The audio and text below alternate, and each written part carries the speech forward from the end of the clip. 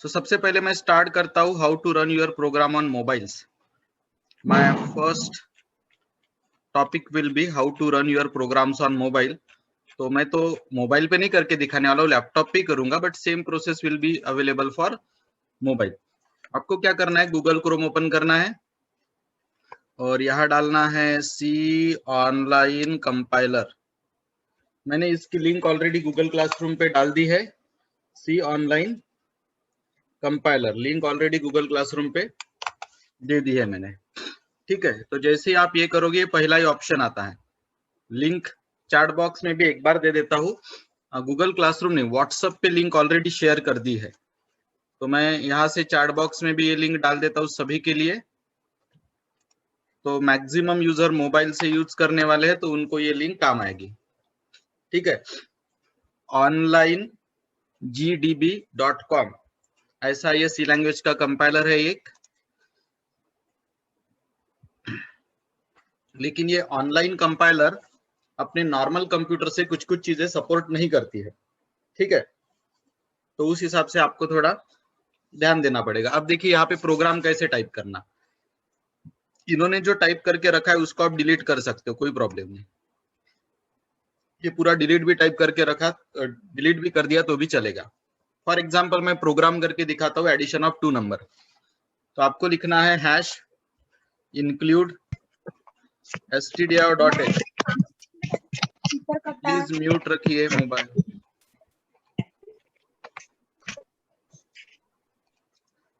आपको यूज करना है हैश इंक्लूड stdio.h। आप आपकी मोबाइल की स्क्रीन जूम कर सकते हो। हाँ सर हाँ? ये हमने लिखा तो कट हो जाता था वो। हमने हैश लिखा, फिर उसके बाद आई लिखा तो हैश कट हो जाता सर, आई ही रहता था। नहीं, आपने आपकी कुछ बटन प्रेस हुई होगी। मैं तो आपके सामने ही टाइप कर रहा हूँ अभी। एक आधी इंसर्ट वगैरह बटन पे प्रेस हो गई होगी मे बी आपकी।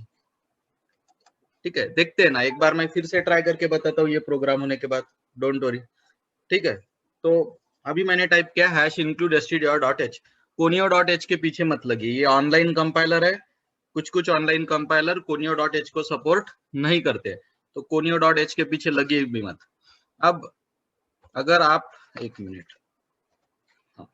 तो अब आपको कॉलेज में बोला गया है कि इंट मेन लिखो, तो कोई प्रॉब्लम नहीं, इंट मेन लिखिए आप। ठीक है, अब मेरे लैपटॉप पे इंट, हाँ ठीक है, इंट मेन, उसके बाद में ओपनिंग करली ब्रैकेट। अब फॉर एग्जांपल देखिए, ओपनिंग करली ब्रैकेट देने के बाद क्लोजिंग करली ब्रैकेट उसने खुद ले लिया। Now I will declare 2 variable, suppose 3 variables, suppose a b c semicolon. Now I will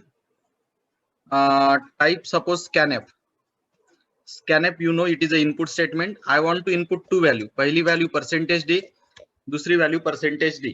बहुत सारे स्टूडेंट ये डबल कोट कॉमा वगैरह मिस करते हैं, और फिर आपका ऐसा कहना रहता कि सर आपने जैसे वीडियो रिकॉर्डिंग में दिया है वैसे ही हमने टाइप किया है, कुछ भी गलती नहीं है। नहीं, लेकिन वैसा नहीं होता है, आप केयरफुली चेक करना चाहिए आपने। जैसे यहाँ कहीं कहीं गलती हो जाती है आपसे, जैसे कल एक एग्जाम्पल था, तो यहाँ पे डॉट दिया गया था, तो ऐसा नहीं है, कॉमा चाहिए। थोड़ा केयरफुली चेक करिए, इनिशियली ये गलतियां होती है, डरने की जरूरत नहीं है। आप अकेले नहीं हो जिनसे ये गलतियां हो रही है। मैं 2008 से बैचेस ले रहा हूँ, हर साल ये प्रॉब्लम आता है। तो ये पहले 15-20 दिन चलेगा। जब आप इंग्लिश सीखे थे तब भी तो थोड़ी आपको इंग्लिश डायरेक्ट आने लगा था, उसको तो 4-5 साल लगे थे। यहाँ तो मैं सिर्फ आपको 15-20 दिन में इससे कंफर्टेबल करवा दूंगा। ठीक है, सो %d 2 वैल्यू लेना है, इसलिए एड्रेस ए पहली वैल्यू, कॉमा एड्रेस भी दूसरी वैल्यू। कोई ऐप वगैरह इंस्टॉल करने की जरूरत नहीं, सीधा ये वेबसाइट पे जाना है। ठीक है, अब आपको क्या करना है, यहाँ पे फार्मूला लिखना है c equal to a plus B. अब आंसर प्रिंट करना है, प्रिंट एफ। मैसेज देना है तो मैसेज दे देंगे हम, एडिशन इक्वल टू %d। समझाता हूँ ये सब आपको मैं क्या कर रहा हूँ तो। और वेरिएबल का नाम है c, यहाँ सेमीकोलन। अब गेट ch नहीं लिखना है आपको, कोई जरूरत नहीं, ऑनलाइन कंपाइलर है ये। आपको लास्ट लाइन लिखनी पड़ती है रिटर्न 0। कभी भी ध्यान में रखना, अगर यहाँ इंट है, अगर आपने यहाँ इंट लिखा है तो फिर आपको लास्ट लाइन रिटर्न 0 लिखना कंपलसरी है, नहीं तो वार्निंग आना तय है। इसीलिए मैं सजेस्ट करता हूँ कि वॉइड मेन लिखा करिए। वॉइड मेन लिखने से फायदा क्या होता है, ये लाइन लिखने की जरूरत नहीं होती है, लेकिन ठीक है कोई प्रॉब्लम नहीं। अगर आप यहाँ इंट लिखते हो तो ये कंपलसरी हो जाता है कि आपकी लास्ट लाइन रिटर्न 0 होनी चाहिए, नहीं तो वार्निंग आना बिल्कुल तय है। अब हम क्या करेंगे इसको, ये रन का ऑप्शन है, यहाँ पे रन, यहाँ पे रन का ऑप्शन है, यहाँ से रन पे क्लिक करना ग्रीन कलर में, तो ये रन हो रहा है। रन होने के बाद अभी वहां पे कर्सर ब्लिंक कर रहा है, आपको दिख रहा होगा कर्सर इज ब्लिंकिंग हियर। यहाँ पे मुझे 2 वैल्यू टाइप करना है, वो 2 वैल्यू कौन से है मेरे, ए और बी के। तो पहली वैल्यू ले लेता हूं मैं 1000 और दूसरी वैल्यू लेता हूं मैं 450। तो 1000 प्लस 450 की एडिशन आनी चाहिए 1450। एंटर बटन प्रेस करता हूं, आ गया एडिशन इक्वल टू 1450। देख लीजिएगा आप आया कि नहीं आया। एक बार फिर से करके बताता हूँ ये कैसे किया ऑनलाइन कंपाइलर। ठीक है, इसको क्लोज कर देता हूँ। मोबाइल में भी यही प्रोसेस है। ठीक है, मोबाइल से बैच कंडक्ट करना नहीं है पॉसिबल, इसलिए मैं लैपटॉप पे ले रहा हूँ, लेकिन मोबाइल में भी प्रोसीजर सेम है। Google Chrome web browser use करिएगा, कोई और वेब ब्राउजर यूज मत करिए, गूगल क्रोम ही यूज करना है, गूगल क्रोम वेब ब्राउजर। यहाँ टाइप करना है आपको ऑनलाइन सी कंपाइलर, ये पहला ऑप्शन आता वो लेना है। यही ऑप्शन मैंने आपको चैट बॉक्स में ऑलरेडी शेयर कर दिया है, लेट ज्वाइनर्स लोगों के लिए फिर से करता हूं, ये दे दिया आपको। ठीक है, चैट बॉक्स में, ये जूम के चैट बॉक्स में दिया है। ये जो टाइप है इसको आप डिलीट कर सकते हो, ये जो ऊपर के चीजें टाइप है इनको आप ऐसा सिलेक्ट करके डिलीट कर सकते हो, कोई प्रॉब्लम नहीं है। ये screen zoom in zoom out भी होती है, उसमें भी कोई इश्यू नहीं है। ठीक है, या ऐसा भी होता है ये इधर के एरो से। ठीक है, ये यहाँ से ये बड़ा होता है और यहाँ से ये छोटा हो जाता है ताकि अपने को पूरी स्क्रीन मिले। ठीक है, यहाँ पे 2 ऑप्शन आते हैं स्टैंडर्ड इनपुट में, इंटरेक्टिव कंसोल और टेक्स्ट। तो ये इंटरेक्टिव कंसोल ही सिलेक्ट रखना पहला वाला। अब मैं आपको एक प्रोग्राम करके बताता हूँ, addition and average of 4 number. तो आपको अगर कमेंट देना है, कमेंट तो स्लैश, एक मिनट, कमेंट अगर देना है तो स्लैश स्टार से दे सकते हो। मैं बोल रहा हूं add and average of 4 numbers और स्टार और स्लैश से खत्म, ये होती है कमेंट। इसको स्टैंडर्ड नाम है, कमेंट भी बोला जाता है या डॉक्यूमेंटेशन भी बोला जाता है, कमेंट या डॉक्यूमेंटेशन। मेरी एक रिक्वेस्ट रहेगी सभी से, अगर आज किसी का फर्स्ट डे होगा तो ऑफकोर्स उनको ये बहुत फास्ट लगने वाला है। आपको लगेगा क्या सिखाते अतुल सर, कुछ समझता नहीं है ना, क्योंकि बैच शुरू हो गई है 27 को, आज की 2 तारीख, 27, 28, 29, 30, 31, 1, 2, 7 दिन है। 7 दिन में सिर्फ 1 दिन छुट्टी थी, मतलब 6 दिन बैच हुई है, 6 दिन। ठीक है, तो ऑफकोर्स अगर आज या कल किसी का फर्स्ट डे होगा तो इनको डिफिकल्ट लगेगा। तो फिर आप बोलोगे sir what is the solution for this, उसके लिए एक ही सॉल्यूशन है, मेरे वीडियो रिकॉर्डिंग। मेरे वीडियो रिकॉर्डिंग ग्रुप्स पे ऑलरेडी अवेलेबल है, सिर्फ कल का वीडियो रिकॉर्डिंग अवेलेबल नहीं है, लेकिन कल के वीडियो रिकॉर्डिंग से आपका कुछ प्रॉब्लम आने वाला नहीं है। ठीक है, कल का वीडियो रिकॉर्डिंग भी आपको आज इवनिंग या कल मॉर्निंग में मिल जाएगा, लेकिन बाकी पूरे वीडियो रिकॉर्डिंग्स अवेलेबल है। तो रिवीजन के लिए मत रुकिएगा, मेरे जो वीडियो रिकॉर्डिंग है वो बैच के ही वीडियो रिकॉर्डिंग है, उसको 3-3, 4-4 बार आप रीटेक करके देख लीजिए। ठीक है, ताकि आप बैच के साथ कंफर्टेबल महसूस करो। नहीं तो अगर आप ऐसे कंपेयर करोगे कि आज मैं फर्स्ट दिन बैच में आया या आई और आपको कुछ समझ में नहीं आया, दैट्स नॉट गुड, है ना। आपको ऐसे समझ में नहीं आने वाला है, आपको थोड़ा वीडियो रिकॉर्डिंग देख के बैच में आना है ताकि आपको आसान जाएगा। बाकी कुछ छोटी मोटी डिफिकल्टीज आई है तो जिन्होंने भी मुझे मैसेज किए हैं, मैं रात को 10-10, 11 बजे तक भी आपके क्वेरीज को सॉल्व करने की कोशिश करता हूँ। लेकिन होता क्या है, जनरली 10 बजे तक मेरे बैचेस ही रहते हैं, तो मोस्ट ऑफ द टाइम मैं रिप्लाई करता हूँ कि I will reply after the batch, and generally I use to reply. So don't worry, we are here to help and solve your every single doubt. ठीक है, तो ये comment होता है जो शुरू होता है स्लैश और स्टार से और खत्म होता है स्टार और स्लैश से। ये स्लैश उल्टे मत देना ऐसे, ये स्लैश अलाउड नहीं है, ये उल्टा हो गया। तो स्लैश चाहिए आगे जाने वाली, स्लैश और स्टार यहां से शुरू। और बहुत सारे स्टूडेंट इसको भी वैसा ही लिख देते, ऐसा नहीं, ये गलत है, ये स्टार अंदर से चाहिए। ठीक है, स्लैश स्टार से शुरू, स्टार और स्लैश से खत्म। और यहाँ आप प्रोग्राम का हेडिंग दे सकते हो जिसको बोला जाता है comment, add an average of 4 numbers. ठीक है, अब मैं सजेस्ट करूंगा, ये ऑनलाइन कंपाइलर है आपका, ठीक है, ये माउस से भी क्लिक वगैरह होता है, ये डिलीट भी कर सकते हैं आप लाइन, ये ऑनलाइन कंपाइलर है। तो मैं सजेस्ट करूंगा ऑनलाइन कंपाइलर में आप जनरली conio.h वगैरह फाइल के पीछे मत जाइए, ठीक है, क्योंकि ऑनलाइन कंपाइलर कभी भी फुल फ्लेश नहीं होता, वो कुछ कुछ फंक्शनैलिटी को सपोर्ट नहीं करता है ना। अब बारी है मेन की। अगर आप लिख रहे हो इंट मेन, ये यहाँ पे ऐसे अननेसेसरी स्पेस वगैरह मत देना, एरर आ सकती है। जब आप इंट मेन लिखते हो तो कभी भी ध्यान में रखना लास्ट लाइन रिटर्न 0 चाहिए। अगर आपने इंट मेन लिखा तो लास्ट लाइन रिटर्न 0 चाहिए, और आपने वॉइड मेन लिखा, वॉइड मेन, तो फिर लास्ट लाइन रिटर्न 0 होने की जरूरत नहीं है। वॉइड मेन लिखा तो लास्ट लाइन रिटर्न 0 नहीं चाहिए, नहीं चाहिए, ले भी नहीं सकते आप, लेना ही नहीं चाहिए। यहाँ अगर आपने वॉइड लिखा तो लास्ट लाइन रिटर्न 0 नहीं चाहिए, लेकिन यहाँ आपने इंट लिखा तो आपको लास्ट लाइन रिटर्न 0 लेना बिल्कुल कंपलसरी है, नो अदर ऑप्शन। अब आपको क्या करना है, 4 वेरिएबल का एडिशन और एवरेज निकालना है, तो मुझे टोटल वेरिएबल चाहिए 6। नहीं, फ्लोट मेन आपने लेना ही नहीं चाहिए गायत्री, आपके पास 2 ही ऑप्शन है, void main, int main. Float main is not a standard choice. Float main लोगे तो आपको इधर रिटर्न 0.0 करना पड़ेगा, but that's not a standard mechanism, ठीक है, आपको फिर फ्लोट वैल्यू रिटर्न करनी पड़ेगी। सर तो वो अब इंट की जगह आप पोर्ट भी देखो ना, क्या होता क्या है इसमें, पोर्ट लिख के देखो ना। हाँ, तो कोई प्रॉब्लम नहीं ना, मेरा क्या कहना है, इट इज नॉट अ, मतलब वो स्टैंडर्ड प्रैक्टिस नहीं है, वैसे लिखना नहीं चाहिए। मैं क्यों रीजन भी बताता हूँ, मेरे पास रीजन भी है, लेकिन एक्चुअली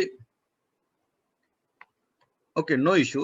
एक्चुअली करना, देखिए, आप मुझे सी लैंग्वेज में नहीं, दुनिया की किसी भी प्रोग्रामिंग लैंग्वेज में कोई भी क्वेश्चन पूछो, for every question I have a proper reason, क्यों करना चाहिए क्यों नहीं करना चाहिए, मेरे पास प्रॉपर रीजन है। लेकिन कभी कभी क्या होता है, वो रीजन बताने का वो सही समय नहीं होता। मैं आज आपको बता दूंगा रीजन, अभी बताने वाला हूँ 2 मिनट में, लेकिन वो रीजन का सही मीनिंग आपको जब आप 4th चैप्टर में रहेंगे ना, आपके सिलेबस के 4th चैप्टर, तब आपको अच्छे से समझ में आएगा। आप बोलोगे क्यों, क्योंकि उसका असली रीजन 4th यूनिट में दिया गया है। लेकिन आज आपकी क्वेरी है तो मैं आपको बताता हूँ। देखिए, ये मैकेनिज्म कैसे होता है मैं समझाने की कोशिश करता हूँ। कॉलेज में बताया गया है कि नहीं मुझे नहीं पता, I will try my best, ठीक है, ठीक है ना। मैं शीतल आता हूँ आपके प्रोग्राम के तरफ, यही प्रोग्राम वैसे कर देता हूँ, ठीक है। देखिए क्या होता है, ये होता है अपना प्रोग्राम, वेट, ये होता है अपना प्रोग्राम, बराबर है, और ये होती है अपने कंप्यूटर की ऑपरेटिंग सिस्टम। मैं लिख लेता हूँ यहाँ पे, ये है अपने कंप्यूटर की ऑपरेटिंग सिस्टम ओएस, और ये है अपना प्रोग्राम, ये अपना प्रोग्राम है, ठीक है, ये ओएस है, ये प्रोग्राम है। अपना प्रोग्राम क्या करता है, अगर हमने यहाँ वॉइड लिखा, अगर हमने यहाँ पे वॉइड लिखा, तो अपना प्रोग्राम ऑपरेटिंग सिस्टम को कुछ भी वैल्यू रिटर्न में नहीं देता है, कुछ भी नहीं भेजता है ऑपरेटिंग सिस्टम को। लेकिन जब आप इंटीजर लिखते हो, अपने प्रोग्राम के वॉइड मेन में इंटीजर लिखते हो, तब आप ऑपरेटिंग सिस्टम को इंटीमेशन देके रख रहे हो कि मैं इंटीजर टाइप की वैल्यू रिटर्न करने वाला हूं आपको।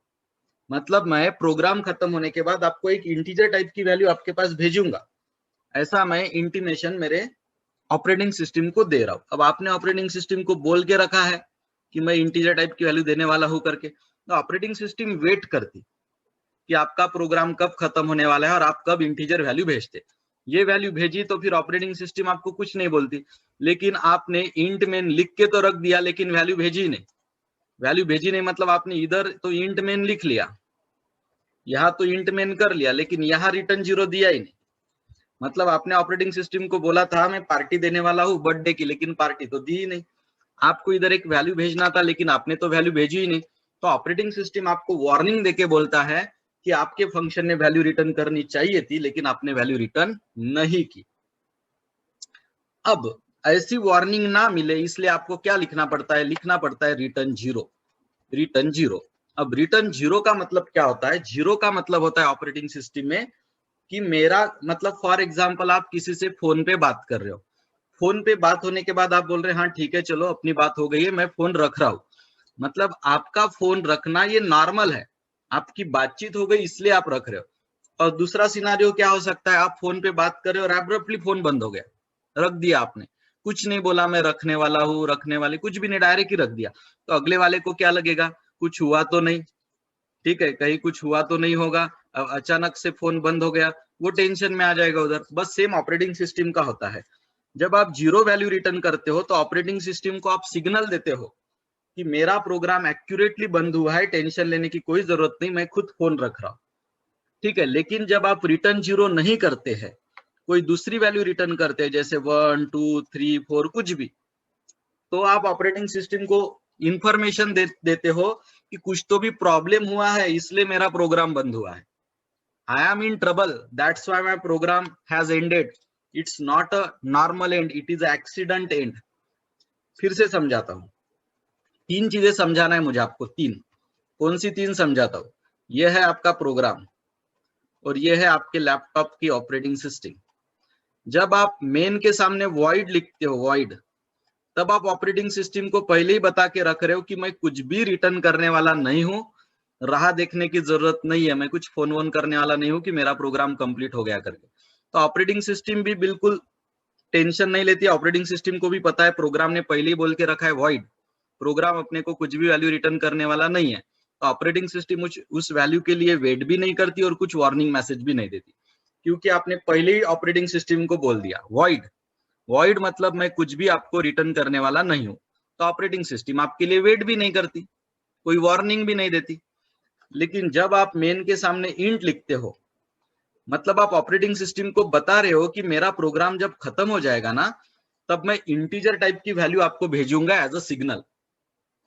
तो प्रोग्राम खत्म होने के बाद अगर आप रिटर्न जीरो भेजते हो तो ये वैल्यू ऑपरेटिंग सिस्टम के पास जाती है आपके प्रोग्राम से, और आपका प्रोग्राम ऑपरेटिंग सिस्टम को इंफॉर्मेशन देता है कि मेरा प्रोग्राम सक्सेसफुली सही ढंग से कंप्लीट हुआ है, इसलिए मैं मेरा प्रोग्राम बंद कर रहा हूं। तो जीरो का मतलब होता है normal end of the program, कोई प्रॉब्लम नहीं थी, कोई दिक्कत नहीं था, प्रोग्राम खत्म हो गया था इसलिए हम रुक रहे हैं। लेकिन जब रिटर्न जीरो के अलावा और कोई वैल्यू रिटर्न होती है, 2 हो गया, 99 हो गया, 5.2 हो गया, अदर देन जीरो, तो इसका मतलब ऑपरेटिंग सिस्टम को मैसेज जा रहा है कि कुछ तो भी प्रॉब्लम हुआ है। This is abnormal, this is accidental termination of the program and something has went wrong. तो ये मतलब होता है रिटर्न का। इसीलिए मैंने बोला ना कि कुछ कुछ चीजें ऐसी है जो मेरे माइंड में बिल्कुल फिट है कि मुझे एक्सप्लेन कब करना है, 4th यूनिट में करना है।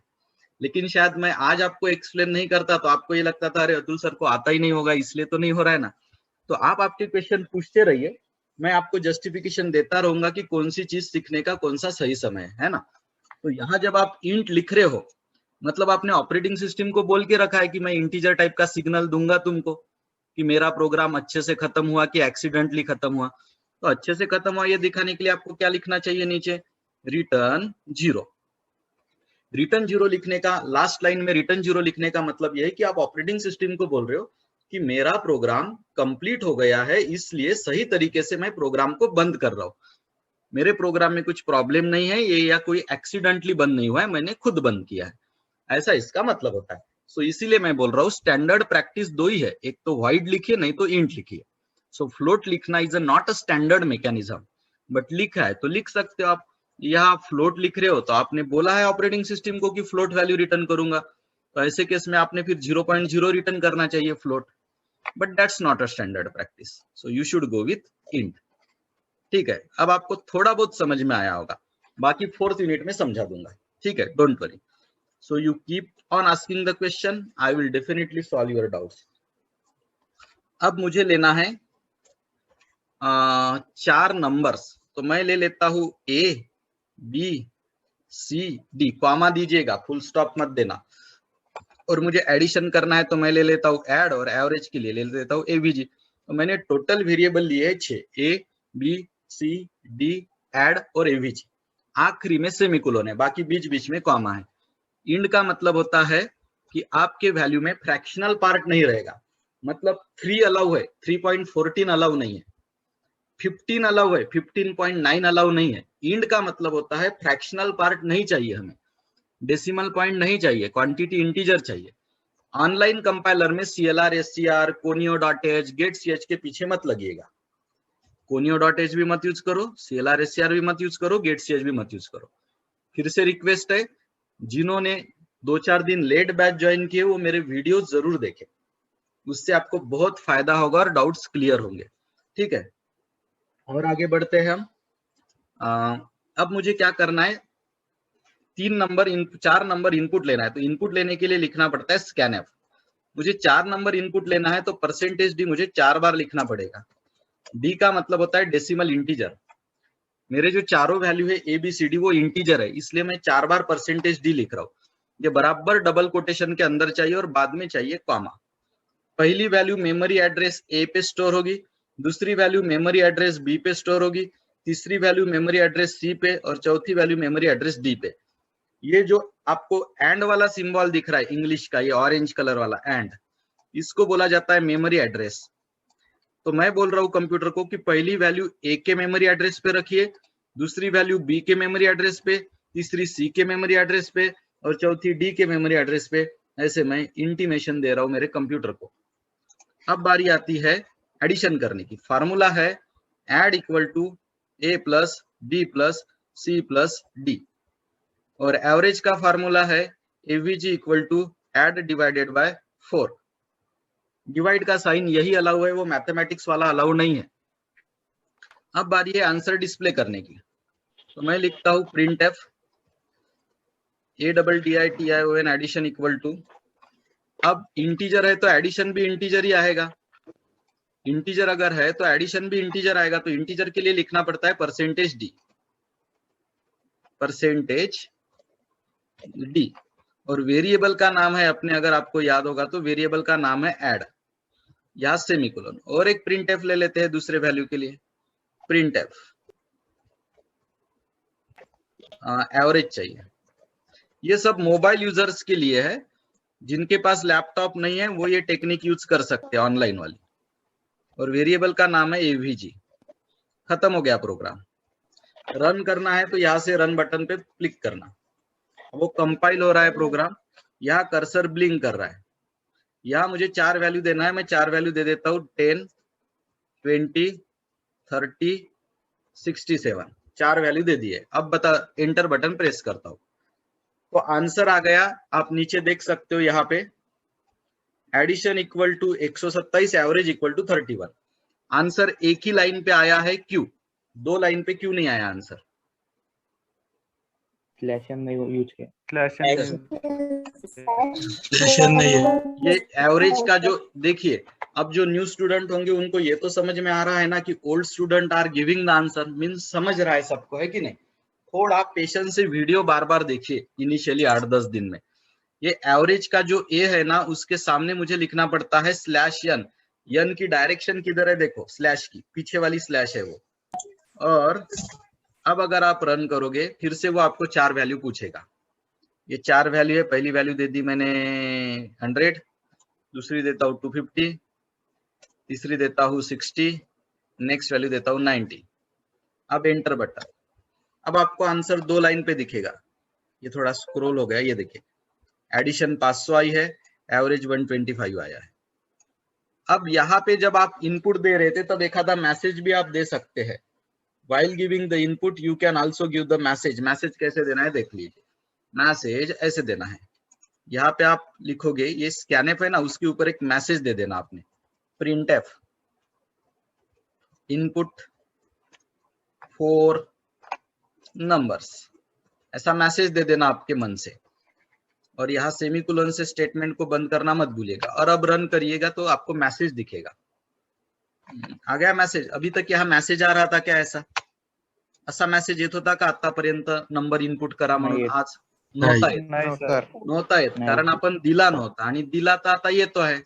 करू मग 4 नंबर इनपुट आपण, 33, 44, 55, 66।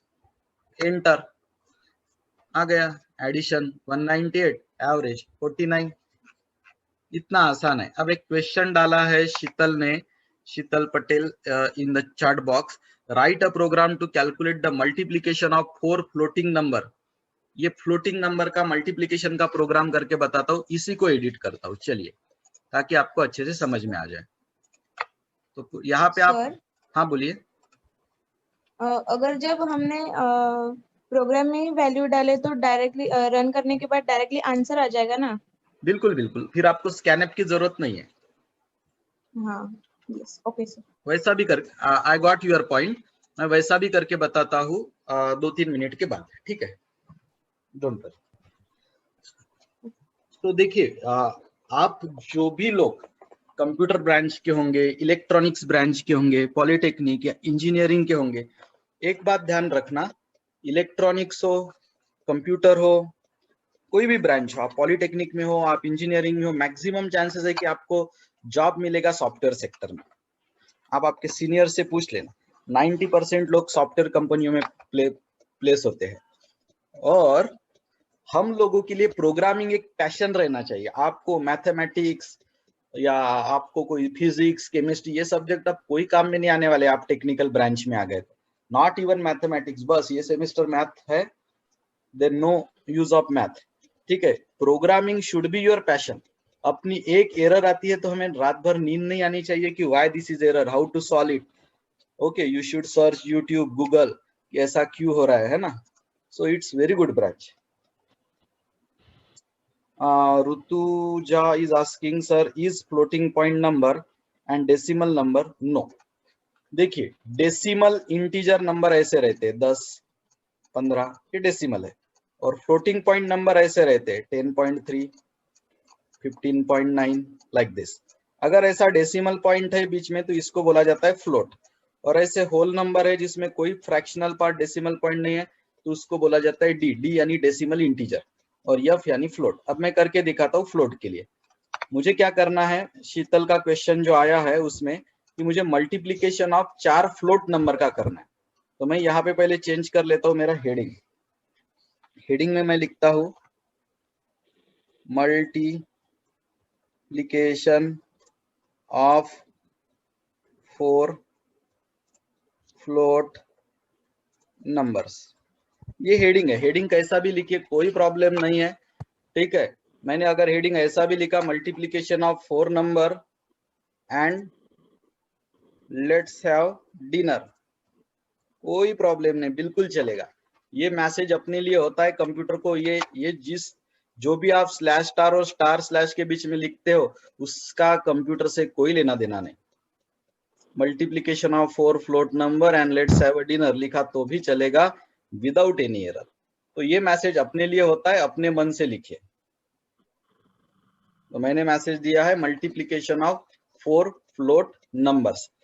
अब मैंने पहले ही बोला, आप ऑनलाइन कंपाइलर का यूज कर रहे हो तो आप conio.h यूज मत करिए, आप getch भी यूज मत करिए, CLR SCR भी यूज मत करिए, क्योंकि उसका कोई यूज नहीं है ज्यादा। नहीं, हाँ, हेडिंग में कैपिटल स्मॉल कैसे भी लेटर चलते, कोई प्रॉब्लम नहीं। जब आप ये कमेंट लिखते हो ना, स्लैश स्टार स्टार स्लैश, इसमें कुछ भी चलता, एक आधा सॉन्ग भी लिख लिया तो भी चलेगा, नो इश्यू, ठीक है। तो मैंने पहले ही बोला है, ऑनलाइन कंपाइलर में गलती से भी conio.h, getch, CLR यूज मत करिए, उसकी कोई जरूरत नहीं है, ठीक है। अब मैं क्या करता हूँ, फ्लोट वेरिएबल, हाँ, ये इंट मेन तो मैंने बहुत लंबा चौड़ा भाषण दे दिया आपको, इंट मेन क्या है। तो जब आप यहाँ इंट लिखते हो तो लास्ट लाइन रिटर्न 0 चाहिए, जिससे आप ऑपरेटिंग सिस्टम को इंटीमेट कर रहे हो कि कोई प्रॉब्लम नहीं है, मैं खुद प्रोग्राम बंद कर रहा हूँ, मेरा कोई एक्सीडेंटली बंद नहीं हो रहा है। और ये stdr.h हम दो चीजों के लिए लिखते हैं, printf और scanf के लिए। अब मुझे फ्लोट लेना है तो मुझे यहाँ इंट के जगह फ्लोट लिखना पड़ता। फ्लोट के सभी लेटर स्मॉल चाहिए, नहीं तो फ्लोट का एफ कैपिटल मत बनाइएगा। इथे काही चालते कैपिटल स्मॉल, इथे नाही चलत, इथे स्मॉलच पाहिजे। वेरिएबल के 4 नाम आप ABCD नहीं पसंद तो दूसरे भी ले सकते, जैसे n1, n2, n3, n4, ऐसे भी चलते हैं वेरिएबल्स के नाम, कोई इशू नहीं। यस, इलेक्ट्रॉनिक्स वाले भी कोडिंग ही मेन जॉब चुनते हैं, तो इलेक्ट्रॉनिक्स वालों के लिए भी इंपॉर्टेंट है। यस, CLR SCR वगैरह कोई जरूरत नहीं है अभी ऋतुजा, ठीक है। आपको CLR SCR ऑनलाइन कंपाइलर में यूज करना ही नहीं है, उसमें ऑटोमेटिक CLR SCR होता है। तो मैंने 4 वेरिएबल लिए हैं फ्लोट टाइप के, n1, n2, n3, n4। और मल्टीप्लीकेशन करने के लिए बोला गया है मुझे, तो मैं मल्टीप्लीकेशन के लिए लेता हूँ MUL। ठीक है, अब मुझे इनपुट 4 नंबर्स बोलना है। अब फ्लोट लेना है ना, तो मुझे F लिखना पड़ेगा, अब D नहीं चलेगा। फ्लोट है, 4 नंबर है, तो 4 बार F। जब इंटीजर था तो 4 बार D। D का मतलब होता है डेसिमल इंटीजर और F का मतलब होता है फ्लोट। अब वेरिएबल के नाम ABCD नहीं है, अब मुझे N1 N2 करना पड़ेगा। सी लैंग्वेज इज अ चैलेंजिंग। ये तो आसान है, आगे आगे बहुत डिफिकल्ट है।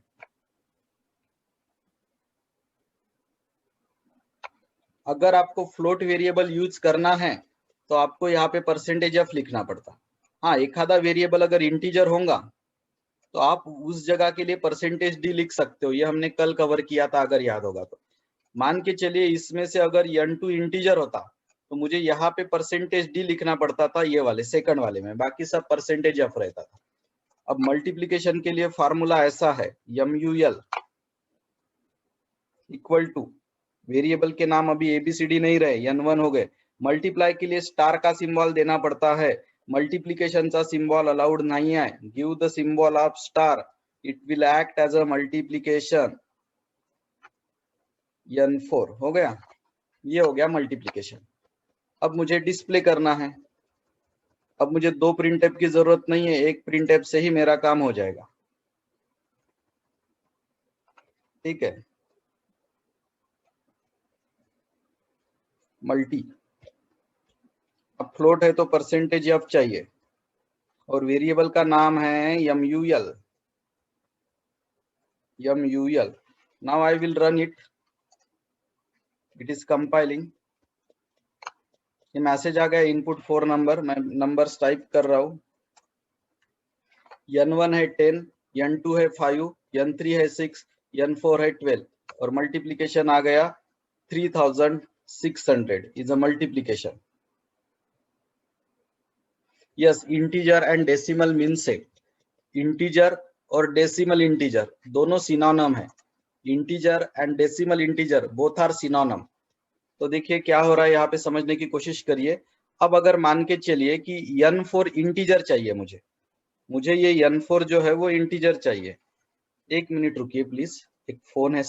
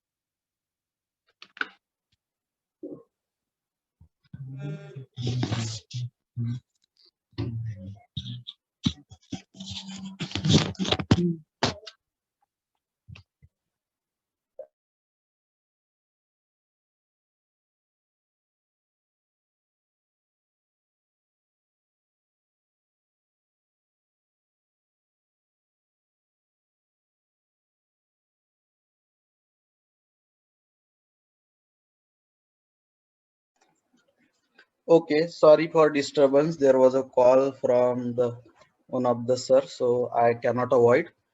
हाँ, 1.5 मिनट के बाद रिकनेक्ट होना ध्यान में रखिएगा। It is a regular practice.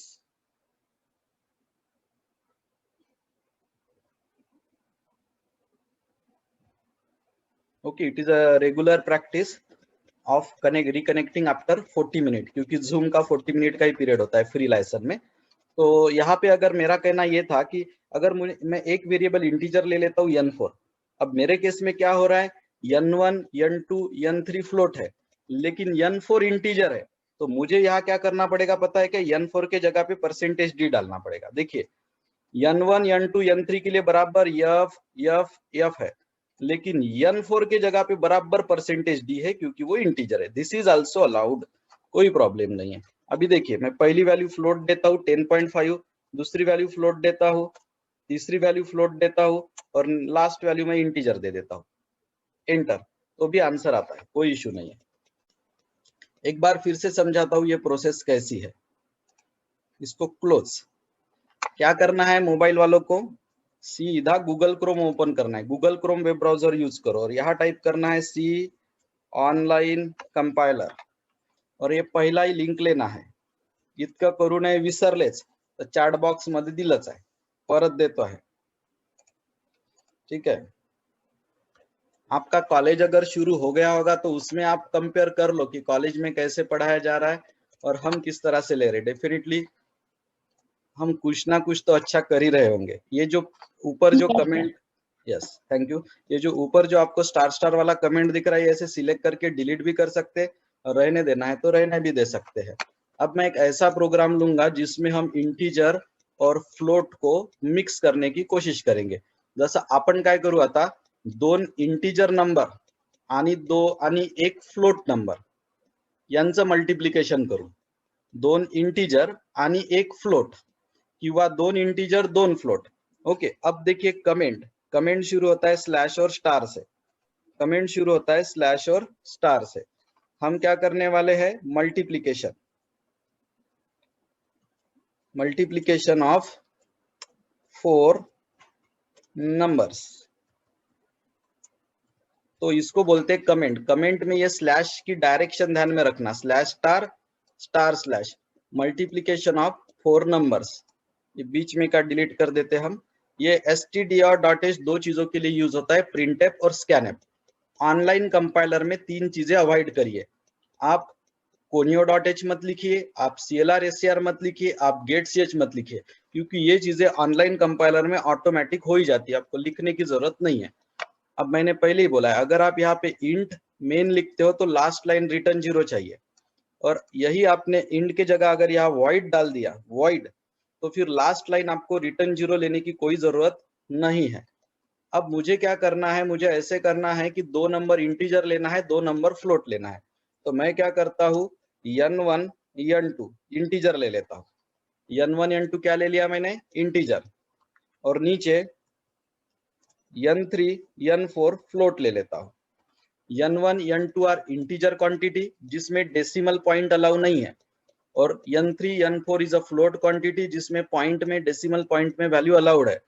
और एक मल्टीप्लिकेशन के लिए यम ले लेता हूँ, यम फॉर मल्टीप्लिकेशन। ठीक है, नाउ अब मुझे एक मैसेज देना है, प्रिंटफ। मुझे मैसेज देना है इनपुट 4 नंबर से। मैसेज दिया तो दिखेगा, नहीं दिया तो नहीं दिखेगा, सेमीकोलन से खत्म करिएगा। इनपुट 4 नंबर, इनपुट लेने के लिए मुझे चाहिए स्कैनफ। अब पहले 2 नंबर इंटीजर है तो मुझे लिखना पड़ता %d। n1 n2 के लिए मैंने लिखा है %d, और n3 n4 के लिए मैं लिख रहा हूँ %f। यहाँ आप दे दोगे कॉमा, यहाँ आप दे दोगे कॉमा। अब आपको क्या करना है, यहाँ पे एड्रेस n1 का, एड्रेस n2 का, एड्रेस n3 का, एड्रेस n4 का, ऐसे टाइप करना है। ये dd यानी इंटीजर ये 2 है, n1 n2, और ये ff यानी फ्लोट ये 2 है, n3 और n4। तो आपको ध्यान रखना है n1 n2 इंटीजर है इसलिए dd, और n3 n4 फ्लोट है इसलिए ff, आखिरी में सेमीकोलन।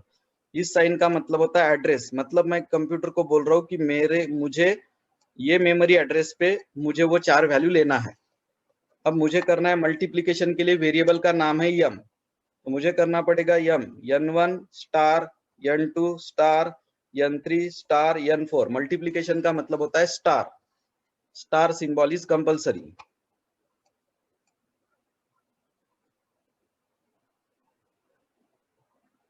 नहीं, प्रगति का कहना है कि ये जो हम फ्लोट या इंटीजर ले रहे, ये कमेंट में लिखना जरूरी है क्या?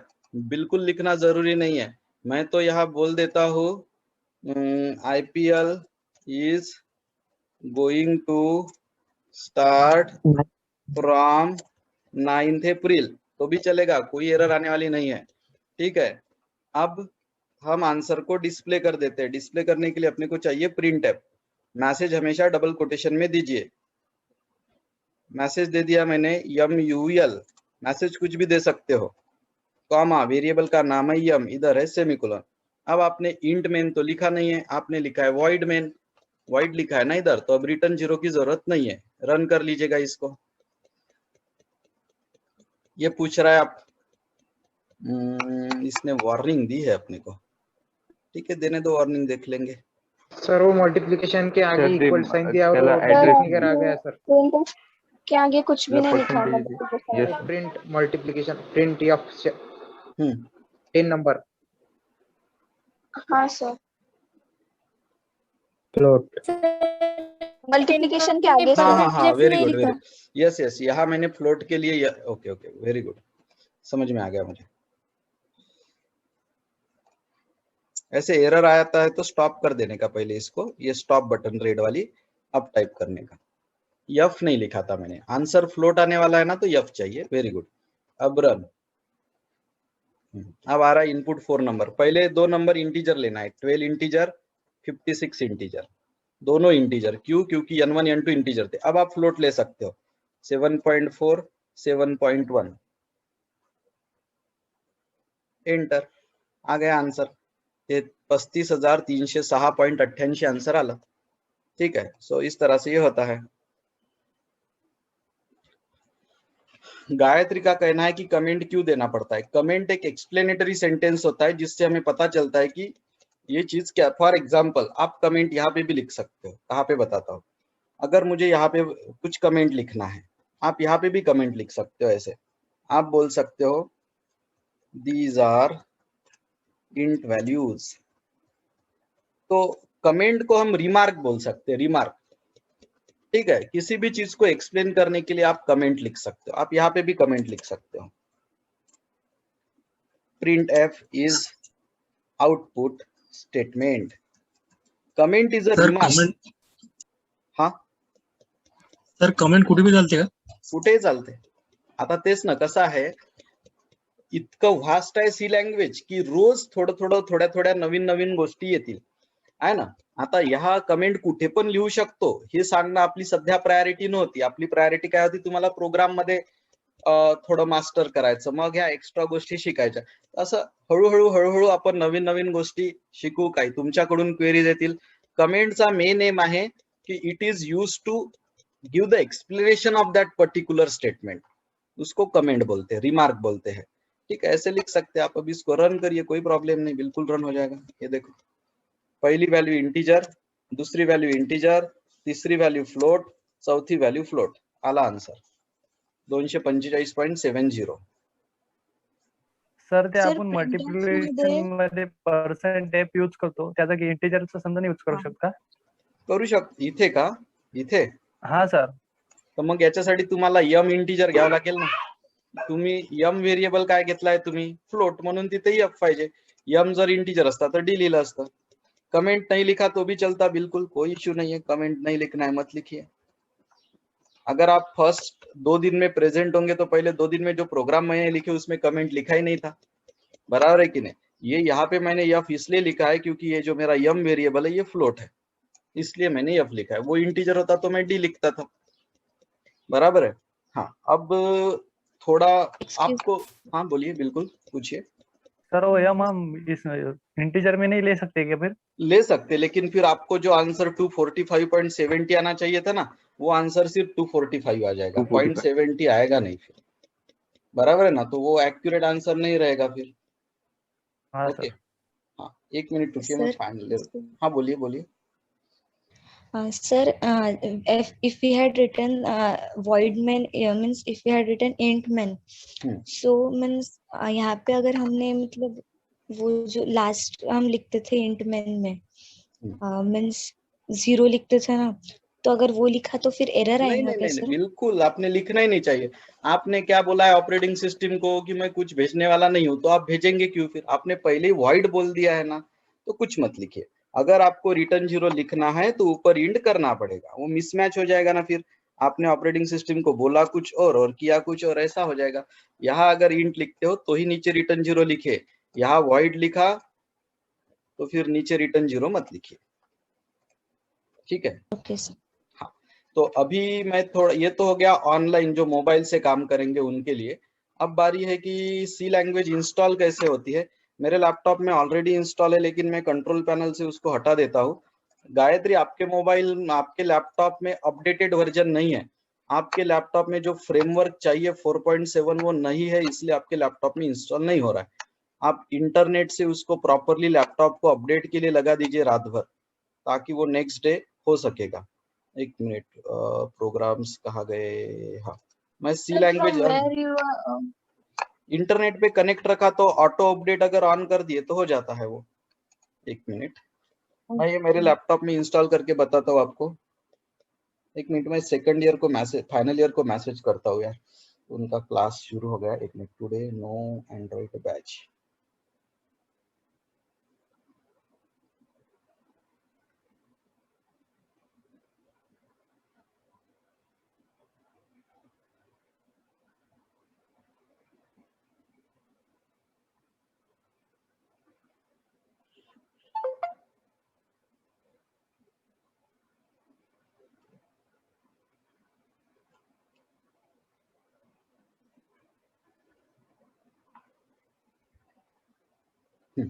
अब देखिए निकाल दिया है मैंने। अब इंस्टॉल करके बताता हूँ। इंस्टॉल करने के लिए मेरे पास ऑलरेडी वो फाइल है एक। ये फाइल मैंने ऑलरेडी यहाँ पे, ये देखिए, ये एक फोल्डर है मेरे पास, मैं डेस्कटॉप पे लेके आता हूँ। ये फोल्डर ऑलरेडी मैंने गूगल क्लासरूम पे भी देके रखा है अपने, टर्बो C++ का। गूगल क्लासरूम से भी डाउनलोड ये फोल्डर होता है, टर्बो C++, ये ऐसा फोल्डर होता है। मैं इसको डेस्कटॉप पे लाके आपको करके बताता हूँ। ये फोल्डर मैंने ऑलरेडी गूगल क्लासरूम पे डाला है। इसको राइट क्लिक करके एक्सट्रैक्ट ऑल कर देना, एक्सट्रैक्ट, ताकि वो जिप में से अनजिप हो जाता है। मैं इंस्टॉल करके दिखा रहा हूँ, मेरे लैपटॉप से मैंने निकाल दिया है अभी टर्बो C++। ये फोल्डर देखिए, ये इसको अब डिलीट कर सकते हैं आप जिप वाले को, इसका काम हो गया है। अब ये फोल्डर अनजिप हो गया, ये इधर आ गया है। इस फोल्डर को ओपन करिए और इसमें एक फाइल होती है जिसका नाम होता है ये टर्बो C++, ये नीचे वाली, इसको डबल क्लिक करिए। ही सगळ्यात खालची फाईल टर्बो C++ 3.2, याला डबल क्लिक करा आणि नेक्स्ट करा। यातलं आय ऍक्सेप्ट करा, हे आय डू नॉट ऍक्सेप्ट आहे ना, याला आय ऍक्सेप्ट करा आणि नेक्स्ट करा, इंस्टॉल करा। सो ये इंस्टॉल हो जाएगा, हो गया काम। और ये यहाँ पे आ जाता है, इसको डबल क्लिक करके ओपन करिए, स्टार्ट टर्बो C++ करिए शुरू। तो आपके लैपटॉप में फ्रेमवर्क का इश्यू है गायत्री, इसलिए नहीं हो रहा है। ठीक है, तो इतना आसान है, सिर्फ डबल क्लिक करके इंस्टॉल करना है। और ये जो फोल्डर है टर्बो C++, ये गूगल क्लासरूम पे अवेलेबल है।